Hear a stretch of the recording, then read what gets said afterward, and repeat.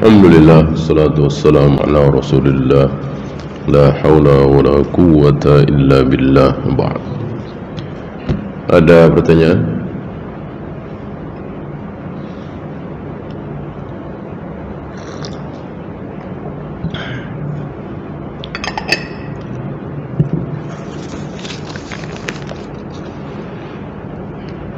Apakah kita bisa tahu bahwa amal yang kita lakukan sudah benar-benar ikhlas karena Allah? Tidak. Tidak. Jangankan kita, Nabi Ibrahim, Nabi Ismail saja tidak yakin kalau beliau berdua ikhlas. Buktinya apa? Kalau beliau tahu betul ikhlas, insya Allah beliau tidak merengek supaya diterima. Kan tentu beliau sudah tahu jika amal itu berdasarkan perintah Allah benar, kemudian yang kedua ikhlas, pasti diterima kan? Beliau nggak yakin, padahal amalnya jelas perintah langsung dari Allah membangun Ka'bah. Setelah Ka'bah selesai dibangun, beliau berdua tetap memohon merengek, Rabbana taqabbal minna. Ya Allah, terimalah amal kami. Ya Allah, terimalah amal kami. Dan tidak ada para ulama, orang-orang saleh mengatakan, Ya Allah, aku ikhlas ya Allah. Enggak ada. Enggak ada. Ya Allah, aku betul-betul ikhlas ya Allah. Enggak ada. Yang ada? Yang ada? Allahumma in kuntu fa'altu dzalika ibtigha'a wajhik. Seandainya yang aku lakukan dulu itu ikhlas karena Engkau ya Allah, maka geserkan batu besar ini. Berapa orang? 3 orang yang terjebak dalam gua. 3-tiganya wali Allah, 3-tiganya orang saleh, tapi 3-tiganya tidak yakin kalau amal soleh yang pernah dilakukan dulu beberapa tahun yang lalu betul-betul ikhlas karena Allah. Maka kalimatnya seperti tadi, Allahumma in kuntu fa'altu dzalika ibtigha'a wajhik. Ya Allah, seandainya yang aku lakukan dulu ikhlas dalam rangka mengharap wajah-Mu, ikhlas karena Engkau ya Allah, geserkan batu besar ini. Ya, dari sini keluar hukum bahwa memastikan bahwa saya ikhlas tidak boleh. Ya. Karena ikhlas itu sudah masuk dalam bahasa Indonesia seolah bukan bahasa syar'i, maka banyak yang mengatakan memastikan. Ya. Kalau rela barangkali, ya. Kita punya uang miliaran, diminta 50.000, masa nggak rela? Kebangetan ya. Sementara numpuk nih miliaran ya, nih upah 50.000, 100.000, insya Allah rela. Ikhlas belum tentu. Ya, maka kalimat ikhlas itu jangan dipastikan. Lihat para ulama. Ketika menulis kitab, di awalnya atau di akhirnya sering sekali mengatakan kepada para pembaca, kami mohon doakan bahwa kami ketika menulis kitab ini ikhlas karena Allah. Lihat, minta doa supaya diikhlaskan, supaya dibikin ikhlas oleh Allah.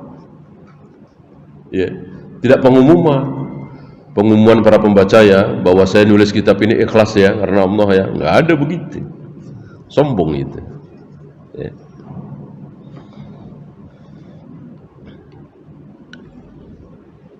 Bolehkah bersalaman dengan mencium tangan untuk orang yang lebih tua? Ini tidak ada contoh ya. Untuk mengharamkan memang perlu dalil, tapi contoh dari Nabi tidak ada. Rasul dan para sahabat, tidak menjadi kebiasaan Rasul dan para sahabat. Para sahabat ketemu Nabi, salaman dengan Nabi, mencium tangan, enggak ada riwayat. Enggak ada riwayat. Yang ada riwayat apa? Barangkali pernah dengar. Rasul mencium tangan, pernah dengar? Siapa? Justru Rasul yang mencium tangan Fatimah, putri beliau. Berarti Rasul ingin mencontohkan bahwa mencium tangan itu tanda kasih sayang, bukan tanda penghormatan. Kan luar biasa sayangnya Nabi kepada putri satu-satunya Fatimah. Nah, ketika itu dicium, mungkin di kita aneh, ya, enggak kebalik ini. Nah, kita kebalik ya. Untuk mengharamkan ya butuh dalil, tapi contoh dari Nabi SAW tentu itu yang terbaik. Ya, salaman biasa saja. Ya. Karena itu yang dicontohkan oleh Nabi, salaman. Lebih dari salaman, mu'anaqah, berpelukan. Ini pun sunnah. Kadang dilakukan oleh Rasul dan para sahabat ketika sepulang safar dari Syam, misalnya dari Mesir, kan sebulan nggak ketemu, 2 bulan nggak ketemu, kembali ke Madinah, berpelukan, mu'anaqah. Ya. Kalau tiap hari ketemu, ya cukup salaman. Ya. Bukan duhur ketemu rangkulan, asar ketemu rangkulan, maghrib ketemu berpelukan. Ini nggak ada. Ya sekali-sekali, mungkin sebulan sekali karena lama. Biasanya ketemu tiap hari, ini sebulan 2 bulan nggak ketemu. Begitu ketemu lagi, berangkulan, berpelukan, mu'anaqah.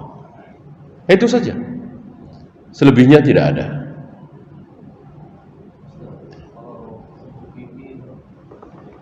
Ya mungkin itu ya.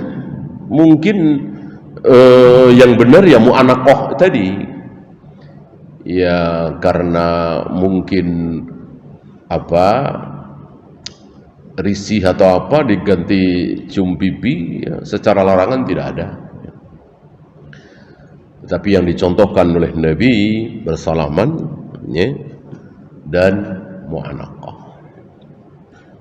Wallahu a'lam.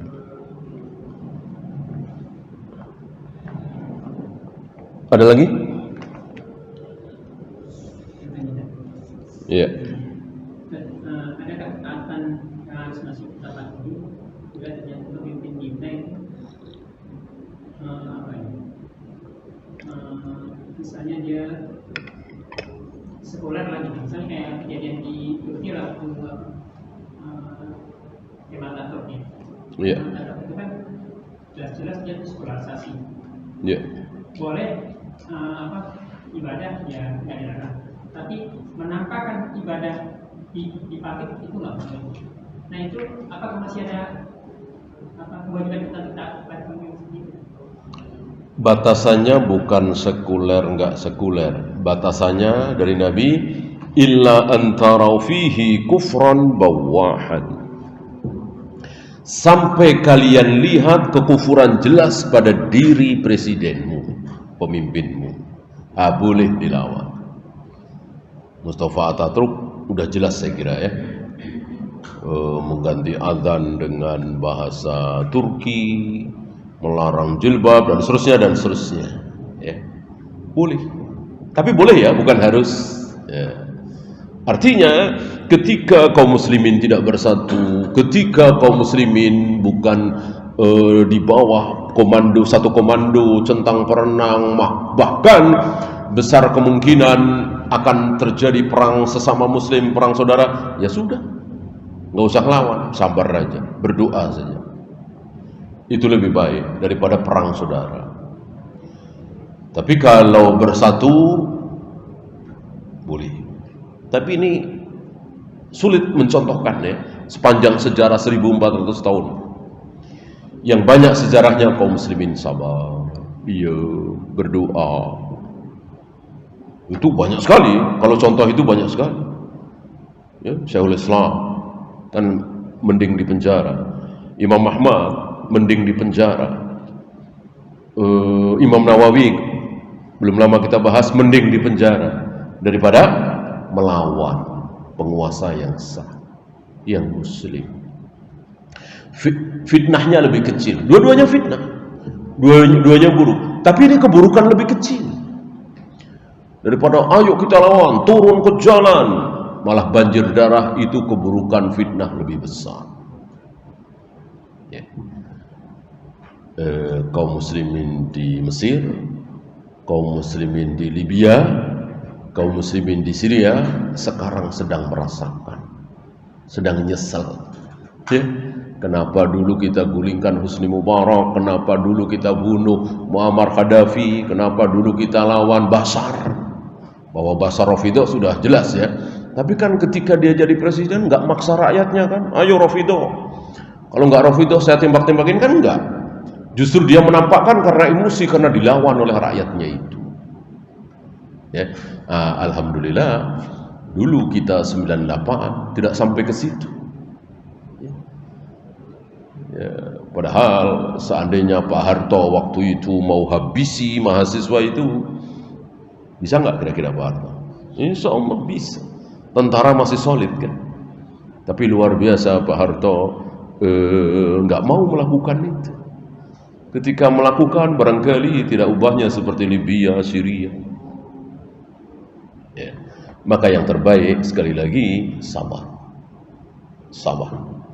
Sebagaimana kesabaran para sahabat ketika dipimpin oleh Hajjaj bin Yusuf, ketika dipimpin oleh Khalifah Al-Ma'mun, dan seterusnya yang banyak menampakkan keburukan-keburukan itu.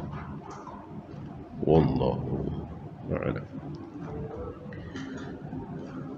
Ya, habis kita akhiri. Subhanakallahumma bihamdika asyhadu an la ilaha illa anta astaghfiruka wa atubu ilaik. Assalamualaikum warahmatullahi wabarakatuh.